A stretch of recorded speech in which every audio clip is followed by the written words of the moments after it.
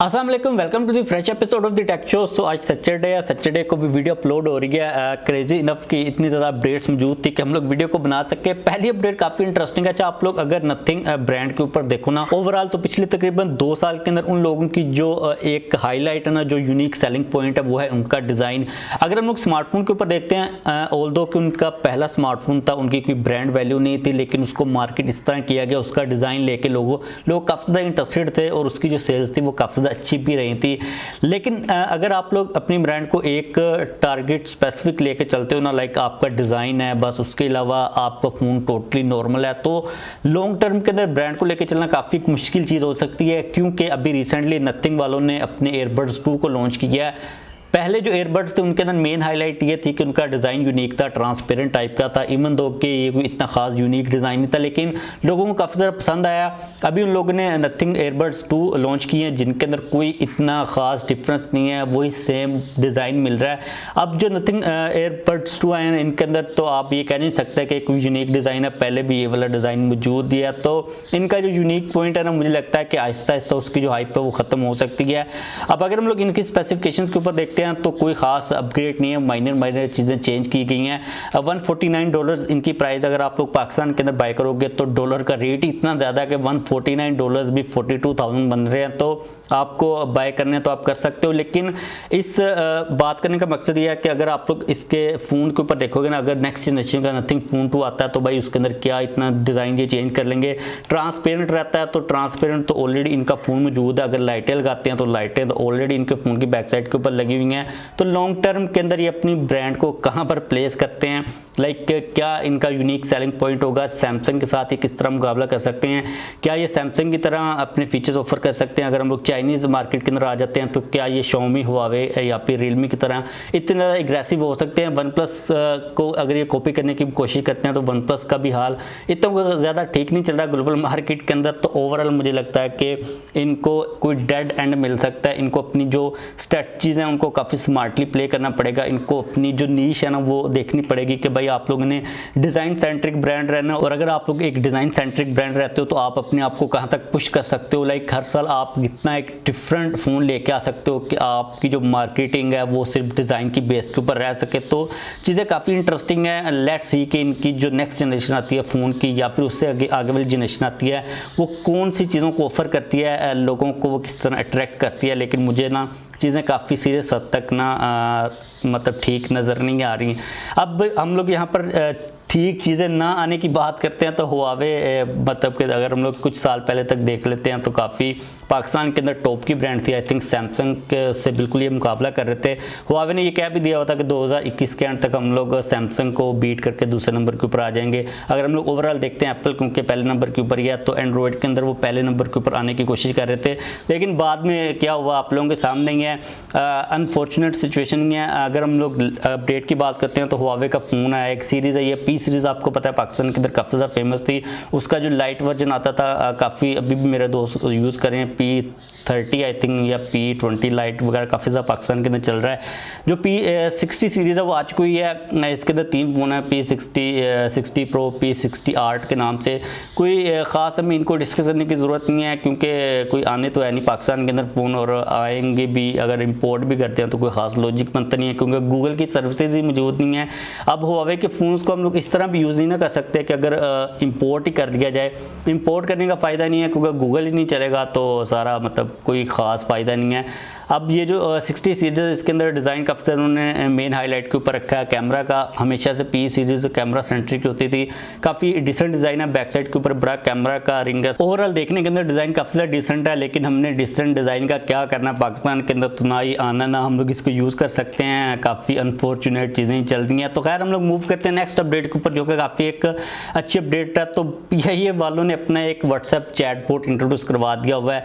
अब इससे पहले मैंने PIA को कभी यूज़ नहीं किया, मैंने कभी उसके ऊपर बैठा नहीं, तो मुझे उसकी सर्विसेज का बिल्कुल भी नहीं पता। लेकिन अगर आपने यूज़ किया तो आपके लिए ये वाला जो चैटबॉट है ये काफ़ी हेल्पफुल साबित हो सकता है, क्योंकि आप लोगों को इसके अंदर सीट एंड टिकट का स्टेटस पता चल सकता है, flight status, flight schedule, travel information, जितनी भी चीज़ें हैं वो अपडेट मिलती रहेगी आपको इस चैटबॉट के थ्रू। जो नंबर आप लोग यहाँ पर देख सकते हो, आप इस चैटबॉट को इंस्टॉल करके आपको ऑटोमेटेड जो मैसेज है वो मिल जाएंगे। अब मुझे नहीं पता कि ये कितना ज़्यादा एक्यूरेट होगा, ये कितना ज़्यादा एफिशिएंट होगा, ये ठीक काम करेगा भी या फिर नहीं करेगा, क्योंकि इससे पहले अगर आप लोग पाकिस्तान के गवर्नमेंट के एंड के ऊपर एप्लीकेशंस को देखते हैं ना, तो काफ़ी ज़्यादा एप्लीकेशंस है, आपको तकरीबन हर डिपार्टमेंट की एप्लीकेशन मिल जाएगी, लेकिन वो कितनी ज़्यादा इफेक्टिवली काम करती है। अभी कुछ दिन पहले मैंने गवर्नमेंट की एक एप्लीकेशन को टेस्ट किया था जो मैप्स वगैरह बताती है, मतलब जो आपने अगर ट्रैवल करना है तो ट्रैफिक की सिचुएशन को बताती है, मतलब बिल्कुल फजूल मुझे लगी, कोई उसका रिस्पॉन्स या फिर उसके अंदर जो फीचर्स दिए गए हैं आपने ये डिटेल चेक करनी है, कोई इन्फॉर्मेशन नहीं आती, मोस्टली एरर ही आ रही होती है, कोई सर्विस मतलब उनकी चल नहीं रही होती। तो आप लोग इसको लेके भी इतना ज़्यादा सीरियस ना होइएगा, ट्राई कर लीजिएगा। लेकिन आप जो अपने पुराने तरीके ना, अगर आपने फ़्लाइट का टाइम शाइम जो चीज़ें आप पहले जिस तरह देखते थे उसी तरह देखिएगा, इसके ऊपर इतना कोई रिलायबल ना रहिएगा। मैं उम्मीद करता हूँ कि ठीक ही चलेगी, लेकिन मुझे कुछ तक ज़्यादा इसके ऊपर यकीन नहीं है, क्योंकि मेरा जो एक्सपीरियंस है वो पहले इन किस्म के एप्लीकेशन से जो कि गवर्नमेंट के एंड से आती हैं वो इतना ज़्यादा ठीक रहा भी नहीं है। Next update finally Redmi Note 12 series globally आ चुकी हुई है। अब ये फ़ोन जो है ना Redmi Note 12 4G ये पाकिस्तान के अंदर आएगा। अब इसके अंदर जो ग्लोबल मार्केट के अंदर लॉन्च किया गया वो भी काफ़ी ज़्यादा है, प्रो है, पता नहीं कौन कौन से वेरिएंट्स है, लेकिन हमारे लिए ये सबसे इंपॉर्टेंट है। स्पेसिफिकेशंस और जो डिज़ाइन है वो ऑलमोस्ट हम लोग पहले भी डिस्कस कर चुके हैं, आप लोग यहाँ पर डिज़ाइन देख सकते हो, लाइक वही डिज़ाइन है, फ्लैट साइड्स हैं, बैक साइड के ऊपर भी वही कैमरा का मॉड्यूल है, फ्रंट के ऊपर पंच होल है, 6.67 इंच का बड़ा डिस्प्ले है, एमोलेड है, 120 हर्ट्ज का रिफ्रेश रेट के साथ, 1200 निट्स की ब्राइटनेस है, मतलब स्पेसिफिकेशंस वाइज काफ़ी डिसेंट फ़ोन है। स्नैपड्रैगन 685 यहाँ पर रख दिया गया। पावर एफिशिएंट टाइप का प्रोसेसर है, कोई इतनी खास गेमिंग की परफॉर्मेंस तो मिलने वाली नहीं है, लेकिन बैटरी टाइमिंग ठीक होगी और एफिशिएंसी काफ़ी डिसेंट होने वाली है। 50 megapixel main, 8 megapixel ultra wide, 2 megapixel macro sensor, यहाँ पर 13 मेगापिक्सल का फ्रंट के ऊपर कैमरा मौजूद है, 5000 mAh की बैटरी, 33 वाट की फास्ट चार्जिंग की सपोर्ट। बाई एनर्जी जो है ना वो काफ़ी ज़्यादा लो ही चल रही है, क्योंकि रोज़ा है तो। और अच्छा इवन कि इतनी ज़्यादा सर्दी गर्मी भी नहीं है, लग भी नहीं रहा, लेकिन पता नहीं क्यों एनर्जी लो ही चल रही है। $213 इसकी प्राइस है।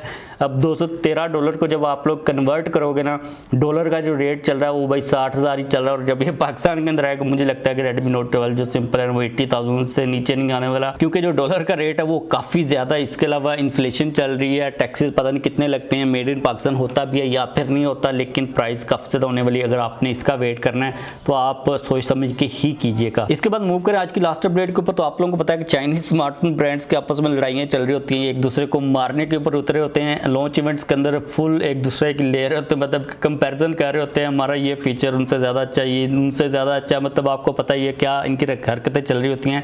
लेकिन बीच में ना इनको अब ये चीज़ रियलाइज़ हो गई हुई है कि अगर हम लोग इतना ज़्यादा लड़ते रहेंगे ना तो जो हमारा मार्केट शेयर है वो सैमसंग ले जाएगा या फिर एप्पल ले जाएगा। अभी कुछ साल पहले इन लोगों ने थोड़ी बहुत कोलैबोरेशन करने की कोशिश की थी, लेकिन अभी जो इन्होंने कोलैबोरेशन किया काफ़ी इंटरेस्टिंग है, जिसके अंदर Xiaomi, Oppo एंड Vivo शामिल है। Xiaomi, Oppo एंड Vivo काफ़ी मतलब कि बड़ा मार्केट शेयर रखते हैं, अगर हम पाकिस्तान की बात कर लेते हैं या फिर एशिया रीजन की बात करते हैं।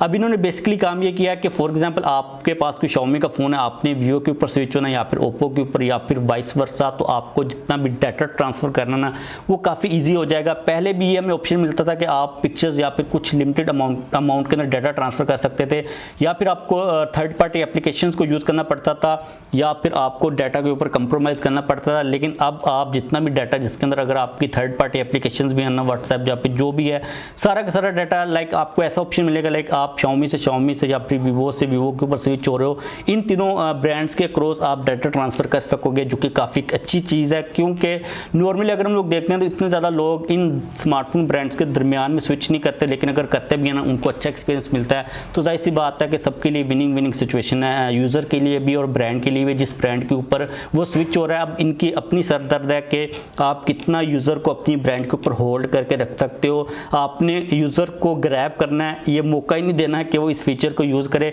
लेकिन डाटा माइग्रेशन के नाम से इनका कोई आपस में कॉन्ट्रैक्ट, कोई नया फीचर आने वाला है जो कि आप लोग डेफिनेटली फ्यूचर के अंदर यूज़ कर सकोगे।